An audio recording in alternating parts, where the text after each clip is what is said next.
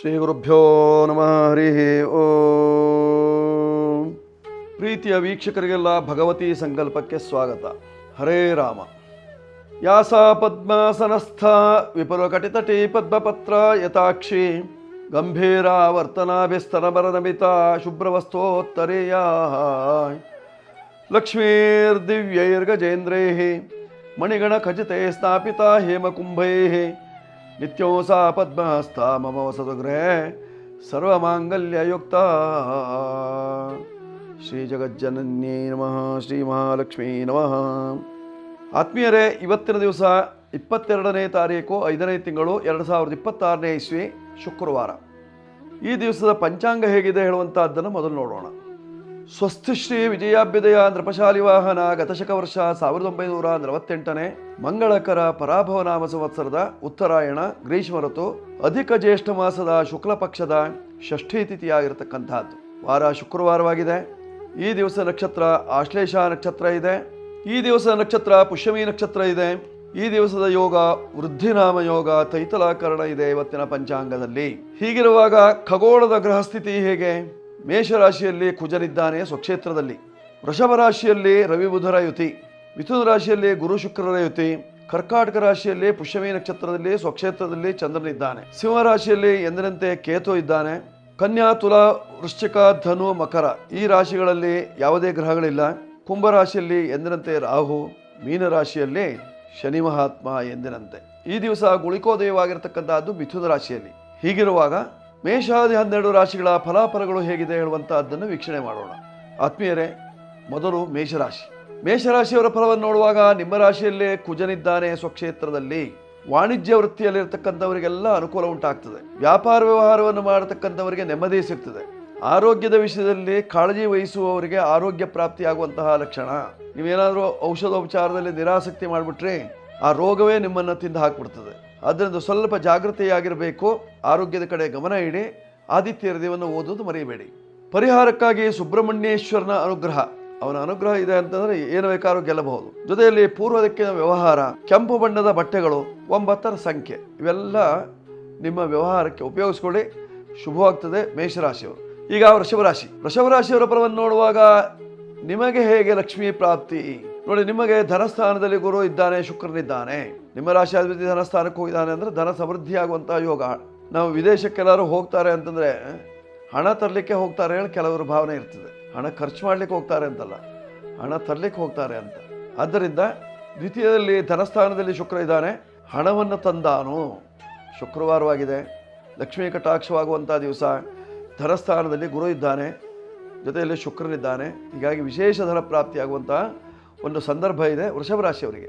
ನೋಡಿ, ಸಪ್ತಮಾಧಿಪತಿ ಅಂತಹ ಕುಜ ವ್ಯಯಸ್ಥಾನದಲ್ಲಿ. ಕುಜ ವ್ಯಯದಲ್ಲಿದ್ದಾನೆ ಅಂದರೆ ಕುಜದೋಷ ಇದೆ ಅಂತ ಅರ್ಥ. ವ್ಯಯಧನೆ ಚ ಪಾತಾಳೆ ಸಪ್ತಮೆ ಅಷ್ಟಮೆ ಕುಜೆ. ಏನು ಮಾಡ್ತಾನೆ ಅವನು? ಕನ್ಯಾಹರತಿ ಭರ್ತಾರಂ. ಸಂಸಾರದಲ್ಲಿ ಒಡಕನ್ನು ತರ್ತಾನಂತೆ. ಸಂಸಾರ ಒಡೆದು ಹೋಗ್ತದೆ ಅಂತೆ. ಪರಿಹಾರಕ್ಕೆ ಏನು ಮಾಡ್ಕೊಳ್ಬೇಕು? ಪರಿಹಾರಕ್ಕೆ ಕುಂಭ ವಿವಾಹವನ್ನು ಹೇಳ್ತದೆ, ಅಥವಾ ವಿನಾಯಕ ಶಾಂತಿ ಬಾಲಗಣಪತಿ ಹೋಮವನ್ನು ಹೇಳ್ತದೆ. ಯಾವುದೂ ಆಗೋದಿಲ್ವೇ? ಸ್ವಲ್ಪ ತೊಗರಿ ಕಾಳನ್ನು ದಾನ ಮಾಡಿಕೊಳ್ಳಿ, ಅನುಕೂಲ ಉಂಟಾಗ್ತದೆ ವೃಷಭ ರಾಶಿಯವರಿಗೆ ಇವತ್ತಿನ ಕಾಲಚಕ್ರದಲ್ಲಿ. ಹೀಗಿರುವಾಗ ನೀವು ಬಳಸಿಕೊಳ್ಳಬೇಕಾಗಿರ್ತಕ್ಕಂತಹ ಸಂಖ್ಯೆ 6 ಬಳಸಿಕೊಳ್ಳಿ. ಬಿಳಿ ಬಣ್ಣದ ವಸ್ತ್ರಗಳು ನಿಮಗೆ ಅನುಕೂಲಕರವಾಗಿದೆ. ಪೂರ್ವ ದಿಕ್ಕಿನ ವ್ಯವಹಾರದಿಂದ ಕ್ಷೇಮ ಉಂಟಾಗ್ತದೆ ವೃಷಭ ರಾಶಿಯವರಿಗೆ. ಈಗ ಮಿಥುನ ರಾಶಿಯವರ ಫಲವನ್ನು ನೋಡುವಾಗ ನಿಮ್ಮ ರಾಶಿ ಅಧಿಪತಿಯಾಗಿರ್ತಕ್ಕಂತಹ ಬುಧ ದ್ವಾದಶ ಭಾವದಲ್ಲಿದ್ದಾನೆ, ವ್ಯಯದಲ್ಲಿದ್ದಾನೆ. ಖರ್ಚು ಜಾಸ್ತಿ, ನಷ್ಟ ಜಾಸ್ತಿ ಆಗ್ತದೆ. ವ್ಯಾಪಾರ ವ್ಯವಹಾರದಲ್ಲಿ ತೊಡಕುಂಟಾಗುವಂತಹ ಸಾಧ್ಯತೆಗಳು. ಜನ್ಮರಾಶಿಯಲ್ಲೇ ಗುರು ಇದ್ದದರಿಂದ ಕೆಲಸ ಕಾರ್ಯಗಳು ನಿರಾತಂಕವಾಗಿ ಜರುಗುತ್ತದೆ. ಆದರೆ ಶುಕ್ರನು ಶತ್ರುವಿನ ಮನೆಯಲ್ಲಿದ್ದರಿಂದ ಗಂಡ ಹೆಂಡತಿಯ ವಿಚಾರದಲ್ಲಿ ಸ್ವಲ್ಪ ಆಪತ್ತುಗಳು ಕಾಣಿಸುವಂತಹ ಸಾಧ್ಯತೆ ಇರತಕ್ಕಂಥದ್ದು. ಆದ್ದರಿಂದ ಹೆಣ್ಣು ಮಕ್ಕಳ ವಿಚಾರದಲ್ಲಿ ಸ್ವಲ್ಪ ಕಾಳಜಿ ವಹಿಸಿ. ಪರಿಹಾರಕ್ಕಾಗಿ ಚಂಡಿಕಾ ಪಾರಾಯಣವನ್ನು ಮಾಡಿಕೊಳ್ಳಿ. ಆಗ ನಿಮ್ಮ ಕಷ್ಟ ನಿವಾರಣೆಯಾಗಿ ಸುಖ ಪ್ರಾಪ್ತಿಯಾಗುವಂತಹ ಲಕ್ಷಣ ಮಿಥುನ ರಾಶಿಯವರಿಗೆ ಇವತ್ತಿನ ಕಾಲಚಕ್ರದಲ್ಲಿ. ನೋಡಿ, ಕರ್ಕಾಟಕ ರಾಶಿಯವರಿಗೆ ಚಂದ್ರನು ಸ್ವಕ್ಷೇತ್ರದಲ್ಲಿ ಪುಷ್ಯಮಿ ನಕ್ಷತ್ರದಲ್ಲಿದ್ದಾನೆ. ಇವತ್ತು ಪುಷ್ಯ ಮತ್ತು ಆಶ್ಲೇಷ ನಕ್ಷತ್ರ ಒಟ್ಟು ಸೇರಿರುವಂತಹ ನಕ್ಷತ್ರ. ಪುಷ್ಯ ನಕ್ಷತ್ರ ಸರ್ವಸಿದ್ಧಿ ನಕ್ಷತ್ರವಾಗಿದೆ, ಗುರುವಿನ ನಕ್ಷತ್ರವಾಗಿದೆ. ಆದ್ದರಿಂದ ಕೆಲಸ ಕಾರ್ಯಗಳನ್ನು ಮಾಡಿಕೊಳ್ಳುವುದಕ್ಕೆ ಅನುಕೂಲ ಇದೆ. ಆಶ್ಲೇಷ ಬಲೆ ಇತ್ಯಾದಿಗಳನ್ನು ಮಾಡಿಕೊಳ್ಳುವವರು ಕೆಲವರು ಸಾಯಂಕಾಲ ಮಾಡ್ತಾರೆ. ನೀವೇನಾದರೂ ಸಾಯಂಕಾಲದ ಸಂದರ್ಭದಲ್ಲಿ ಆಶ್ಲೇಷ ಬಲೆ ಇತ್ಯಾದಿಗಳನ್ನು ಮಾಡ್ಕೊಳ್ತೀರಿ ನಾಗದೋಷ ಪರಿಹಾರಕ್ಕೆ. ಒಳ್ಳೆಯ ಅವಕಾಶ ಇರತಕ್ಕಂಥದ್ದು ಇವತ್ತಿನ ದಿವಸ. ಚಂದ್ರ ಸ್ವಕ್ಷೇತ್ರದಲ್ಲಿದ್ದಾಗ ದೋಷಗಳು ಇರುವುದಿಲ್ಲ. ಹೀಗಾಗಿ ಇದ್ದ ದೋಷವನ್ನು ಪರಿಹಾರ ಮಾಡುವಂತಹ ಶಕ್ತಿ ಇದೆ. ಅದಕ್ಕೋಸ್ಕರವಾಗಿ ಸುಬ್ರಹ್ಮಣ್ಯ ಕ್ಷೇತ್ರದಲ್ಲಿ ವಿಶೇಷವಾದಂತಹ ಪೂಜೆ ಪುನಸ್ಕಾರಗಳನ್ನು ಮಾಡ್ಕೊಳ್ಳಿ. ಬಟ್ಟೆಯ ವಿಚಾರದಲ್ಲಿ ಏನಾದರೂ ಸಣ್ಣ ಪುಟ್ಟ ತೊಂದರೆಗಳಿರ್ಬೋದು, ಅಥವಾ ವಸ್ತ್ರದ ಅಂಗಡಿಯನ್ನು ಮಾಡ್ಕೊಂಡಿರ್ತೀರಿ, ಬಟ್ಟೆ ಅಂಗಡಿ, ಅದರಲ್ಲಿ ಏನಾದರೂ ಕಿರಿಕಿರಿ ಉಂಟಾಗುವಂತಹ ಸಾಧ್ಯತೆ ತಂದೆ ಮಕ್ಕಳಲ್ಲಿ ಅಥವಾ ತಾಯಿ ಮಕ್ಕಳಲ್ಲಿ. ಪರಿಹಾರಕ್ಕೆ ದುರ್ಗಾ ಶಾಂತಿ ಮಾಡುವುದರಿಂದ ಕ್ಷೇಮ ಉಂಟಾಗ್ತದೆ. ಸುಬ್ರಹ್ಮಣ್ಯೇಶ್ವರನ ಆರಾಧನೆ ಮಾಡುವುದರಿಂದ ರಕ್ಷೆ ಸಿಗ್ತದೆ. ಮಾಡ್ಕೊಳ್ಳಿ, ಶುಭ ಉಂಟಾಗ್ತದೆ. ಇವತ್ತಿನ ದಿವಸ ಕರ್ಕಾಟಕ ರಾಶಿಯವರು.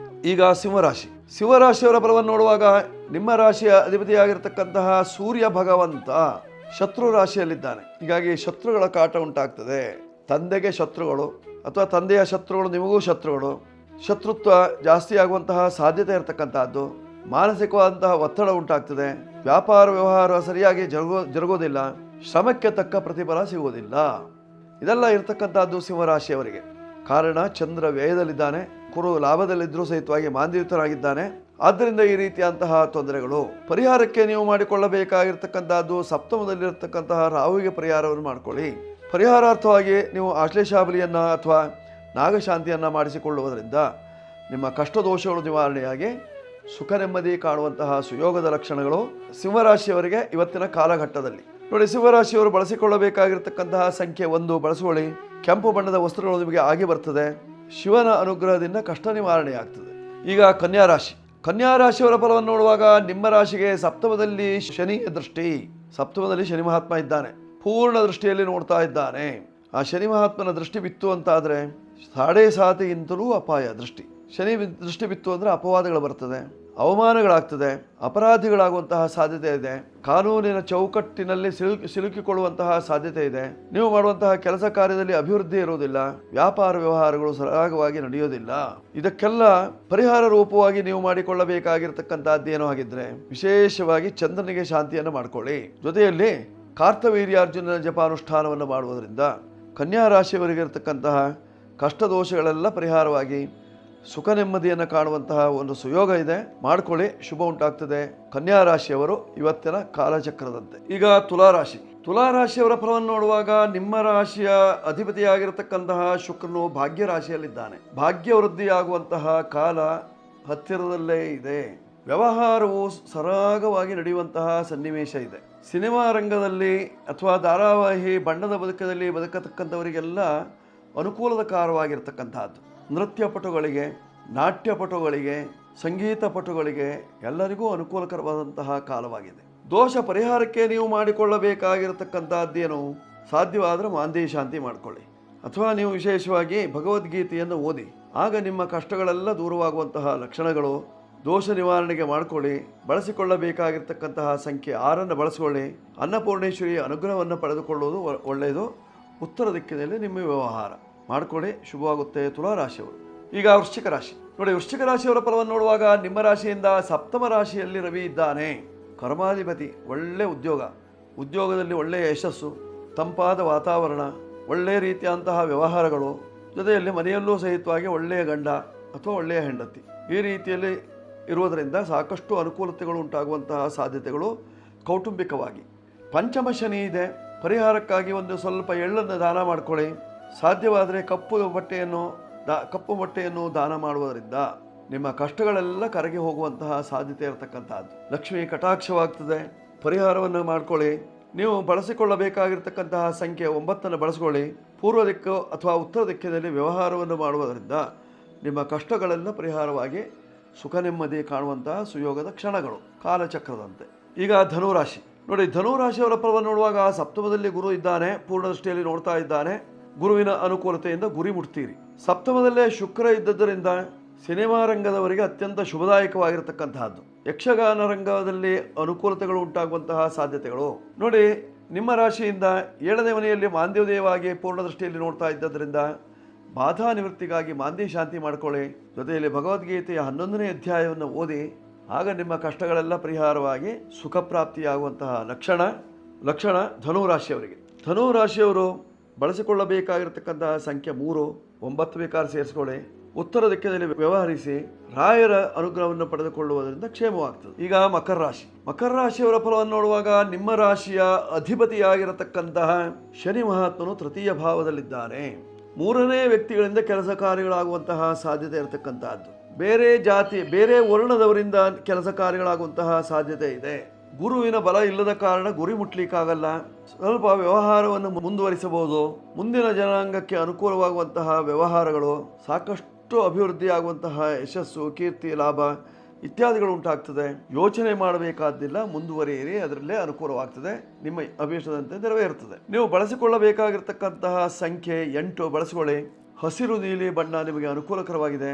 ಉತ್ತರ ದಿಕ್ಕಿನ ವ್ಯವಹಾರದಿಂದ ಕ್ಷೇಮವಾಗ್ತದೆ. ಈಗ ಕುಂಭರಾಶಿಯವರ ಫಲವನ್ನು ನೋಡುವಾಗ ನಿಮ್ಮ ರಾಶಿಯಿಂದ 4ನೇ ಮನೆಯ ಅಧಿಪತಿ ಶುಕ್ರ 5ನೇ ಮನೆಯಲ್ಲಿದ್ದಾನೆ. ವ್ಯವಹಾರದಲ್ಲಿ ಅಭಿವೃದ್ಧಿ, ಮಕ್ಕಳಿಂದ, ವಿದೇಶದಲ್ಲಿರ್ತಕ್ಕಂತಹ ಮಕ್ಕಳಿಂದ ಪ್ರಗತಿ ಕಾಣಿಸ್ತದೆ. ವ್ಯವಹಾರದಲ್ಲಿ ತೊಡಕುಂಟಾಗುವಂತಹ ಸಾಧ್ಯತೆಗಳು ಸಾಕಷ್ಟಿದೆ. ಆರ್ಥಿಕವಾಗಿ ಮೇಲೇಳಲಿಕ್ಕೆ ಆಗುವುದಿಲ್ಲ. ಮನಸ್ಸು ದುಗುಡದಿಂದ ತುಂಬಿಕೊಳ್ಳುತ್ತದೆ. ಜಾಗ್ರತೆ ಬೇಕು. ಪರಿಹಾರಕ್ಕಾಗಿ ನೀವು ಮಾಡಿಕೊಳ್ಳಬೇಕಾಗಿರ್ತಕ್ಕಂಥದ್ದೇನು, ಶನಿ ಶಾಂತಿಯನ್ನು ಮಾಡಿಕೊಳ್ಳಿ. ಜೊತೆಯಲ್ಲಿ ನೀವು ಬಳಸಿಕೊಳ್ಳಬೇಕಾಗಿರ್ತಕ್ಕಂತಹ ಸಂಖ್ಯೆ 8 ಬಳಸಿಕೊಳ್ಳಿ. ಹಸಿರು, ಬಿಳಿ, ಕಪ್ಪು ಇವೆಲ್ಲ ಬಣ್ಣಗಳು ನಿಮಗೆ ಅನುಕೂಲವನ್ನು ತರ್ತದೆ. ಪರಿಹಾರವನ್ನು ಕಂಡುಕೊಳ್ಳಿ, ಶುಭವಾಗುತ್ತೆ. ಕುಂಭರಾಶಿಯವರು ಬಳಸಿಕೊಳ್ಳಬೇಕಾಗಿರ್ತಕ್ಕಂತಹ ಸಂಖ್ಯೆ 8, 7, 4. ಹುರುಳಿಕಾಳು ದಾನ ಮಾಡಿಕೊಳ್ಳಿ. ಗುರುವಿನ ಅನುಗ್ರಹವಾಗ್ತದೆ, ಶುಭವಾಗ್ತದೆ.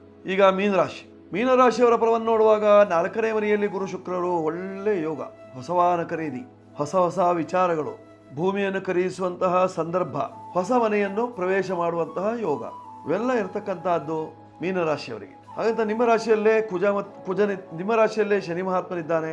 ಭೂ ವ್ಯವಹಾರಗಳಿಗೆ ಸ್ವಲ್ಪ ನಷ್ಟ ಸಂಭವ. ಇವತ್ತು ಕೆಲಸ ಕಾರ್ಯಗಳು ಆಗೋದಿಲ್ಲ. ಆಂಜನೇಯನ ದರ್ಶನ ಮಾಡ್ಕೊಳ್ಳಿ. ಆಂಜನೇಯನ ಅನುಗ್ರಹದಿಂದ ಕೆಲಸ ಕಾರ್ಯಗಳು ನಿರಾತಂಕವಾಗುವಂತಹ ಸಾಧ್ಯತೆ. ನೀವು ಗುರಿಯನ್ನು ತಲುಪ್ತೀರಿ. ಸಾಧ್ಯವಾದರೆ ಯಾತ್ರೆಯನ್ನು ಮಾಡಿ, ಅದರಿಂದ ನಿಮಗೆ ಕ್ಷೇಮ ಉಂಟಾಗುವಂತಹ ಸಾಧ್ಯತೆಗಳು. ಪರಿಹಾರಕ್ಕಾಗಿ ನೀವು ಮಾಡಬೇಕಾಗಿರ್ತಕ್ಕಂಥದ್ದು ಏನು, ಕಾಶಿ ಯಾತ್ರೆ ಮಾಡಬೇಕು ಅಥವಾ ರಾಮೇಶ್ವರ ಯಾತ್ರೆಯನ್ನು ಮಾಡಬೇಕು. ಅದರಿಂದ ನಿಮಗೆ ಕ್ಷೇಮವಾಗುವಂತಹ ಸಾಧ್ಯತೆಗಳು. ಪರಿಹಾರವನ್ನು ಕಂಡುಕೊಳ್ಳಿ. 3 ನಿಮ್ಮ ಸಂಖ್ಯೆಯನ್ನು ಬಳಸಿಕೊಳ್ಳಿ. ಉತ್ತರ ಈಶಾನ್ಯ ಭಾಗ ನಿಮಗೆ ಶ್ರೇಯಸ್ಸುಂಟಾಗ್ತದೆ. ಮಾಡ್ಕೊಳ್ಳಿ, ಶುಭ ಉಂಟಾಗ್ತದೆ. ಮೀನರಾಶಿಯವರು ಬಳಸಬೇಕಂತಹ ಸಂಖ್ಯೆ 3 ಬಳಸಿಕೊಳ್ಳಿ. ಹಳದಿ ವಸ್ತ್ರ, ಕೇಸರಿ ಬಣ್ಣದ ವಸ್ತ್ರಗಳು ನಿಮಗೆ ಅನುಕೂಲವನ್ನು ತರ್ತದೆ. ಉತ್ತರ ಈಶಾನ್ಯದಲ್ಲಿ ನಿಮ್ಮ ವ್ಯವಹಾರ. 12 ರಾಶಿಯವರು ಇವತ್ತಿನ ಸಕಲ ದೋಷ ನಿವಾರಣೆಗಾಗಿ ಮಾಡಿಕೊಳ್ಳಬೇಕಾಗಿರ್ತಕ್ಕಂಥದ್ದೇನು, ಮಹಾಲಕ್ಷ್ಮಿ ಪೂಜೆ. ಲಕ್ಷ್ಮಿಯ ಅನುಗ್ರಹ ಇದೆ ಅಂತ ಆದರೆ ನೀವು ಏನನ್ನು ಬೇಕಾದರೂ ಖರೀದಿಸಬಹುದು. 12 ರಾಶಿಯವರಿಗೆ ಸದಾಕಾಲದಲ್ಲೂ ಲಕ್ಷ್ಮಿಯ ಕೃಪಾ ಕಟಾಕ್ಷ ಇರಲಿ ಹೇಳುವಂತಹ ಹಾರೈಕೆ. ಪರಿಹಾರಕ್ಕಾಗಿ ಲಕ್ಷ್ಮೀ ದೇವಿಯ ದರ್ಶನ ಮಾಡ್ಕೊಳ್ಳಿ, ಶುಭವಾಗ್ತದೆ. 12 ರಾಶಿಯವರು. ವೀಕ್ಷಕರೇ, ಈಗಾಗಲೇ ಷಷ್ಠಿ ಪೂರ್ತಿ ಶಾಂತಿಯ ಬಗ್ಗೆ ನೀವು ತಿಳಿದುಕೊಳ್ತಾ ಇದ್ದೀರಿ. ಇದೇ ಬರುವ ಜುಲೈ 5ನೇ ತಾರೀಕಿನಂದು ದಾಬಸ್ಪೇಟೆ ಸಮೀಪದ ಕಾಡುಗೆರೆಯಲ್ಲಿರುವಂತಹ ವಿಶೇಷವಾದಂತಹ ಮೃತ್ಯುಂಜಯ ದೇವಸ್ಥಾನದಲ್ಲಿ ಷಷ್ಠಿ ಪೂರ್ತಿ ಶಾಂತಿ ಜರುಗುತ್ತದೆ. ತಾವೇನಾದ್ರು ಮಾಡಿಸಬೇಕು ಅನ್ನುವಂತಹ ಅಪೇಕ್ಷೆ ಇದ್ದಲ್ಲಿ ಫೋನ್ ನಂಬರ್ ಬರ್ಕೊಳ್ಳಿ. ಫೋನ್ ಮೂಲಕವಾಗಿ ಮಾತನಾಡಿ. ಜೊತೆಯಲ್ಲಿ ಕೆಳಭಾಗದಲ್ಲಿ ಮೊಬೈಲ್ ನಂಬರ್ಗಳಿದ್ದಾವೆ, ಬೇಕಾದರೆ ಬಳಸ್ಕೊಳ್ಳಿ. ಶುಭವಾಗುತ್ತೆ, ಮಂಗಳವಾಗಲಿ. ಶುಭವಸ್ತು.